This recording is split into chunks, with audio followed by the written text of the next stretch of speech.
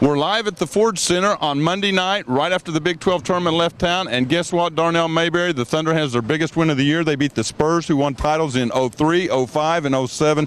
Definitely the biggest win of the year for a team that's been playing better defense lately. Yeah, I think this is sort of a icing on the cake for a team who's, trying to really put it all together and end this season on a strong note.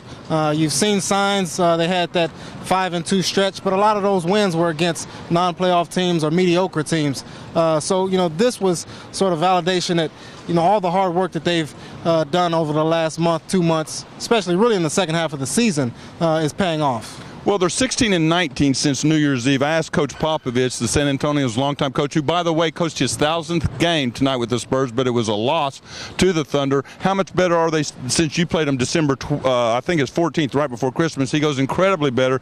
Yeah, Thabo Sefolosha and Nenad Krstić have helped, but all the younger guys have gotten better. But one of the guys who's definitely made a difference is Sefolosha, who you're writing about tomorrow. On a great defensive night, them switching him on Tony Parker in the third quarter was a big impact on the game. Yeah, Thabo Sefolosha, I think, when you look at this team's turnaround defensively, you have to look at Thabo Sefolosha. When he came back in mid-February at the trading deadline, the team was still struggling to put it together defensively. Since he's come, they've really held a lot of opponents under 100 points. I think you really have to give credit to Thabo Sefolosha. He's long, he's athletic. When you put him out there on the floor with Kyle Weaver and Kevin Durant, they give teams a terrible matchup problem. So I think, you have to give credit to him. Well, they even put him on a point guard tonight, and with the game on the line, we've seen Chris Paul hit a game winner. We've seen Carmelo Anthony twice hit a game winner. Tonight they put Sefolosha on a guy who's going for either a game tie or a game winner down to the Spurs, and he makes him take a bad shot that he misses. Then he partially blocks the game as it ends. I mean, could he be the stopper guy you want in late game situations, no matter whether it's Kobe or whoever?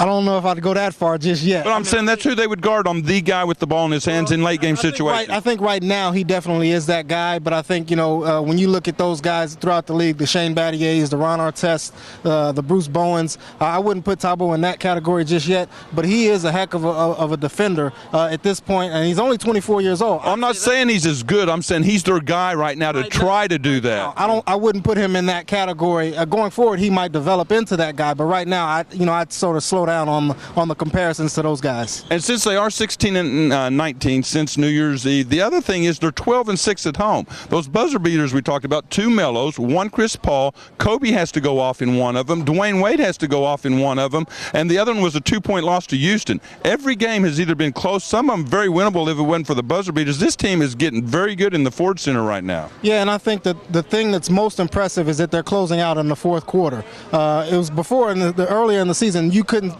pay this team to close out in the fourth quarter. I mean, they could not, either turnovers or bad shots, and they had a few bad shots. Russell Westbrook came down, hit a runner on the left side of the lane tonight that was a bad shot, but for the most part they're taking better shots in the fourth quarter. They're not turning it over as much. I think they only had 3 turnovers after halftime or after the first quarter or something like that. They only finished with 12 tonight, so they're improving there after struggling on that 3-game road trip. So, all around, I think this team is just playing much better basketball. That's the first of a 3-game homestand. The next one, guess what? Rookie of the Year showdown between Derrick Rose and Russell Westbrook. Friday, the Utah Jazz and other playoff teams in town. We'll talk to you Wednesday night from the Ford Center.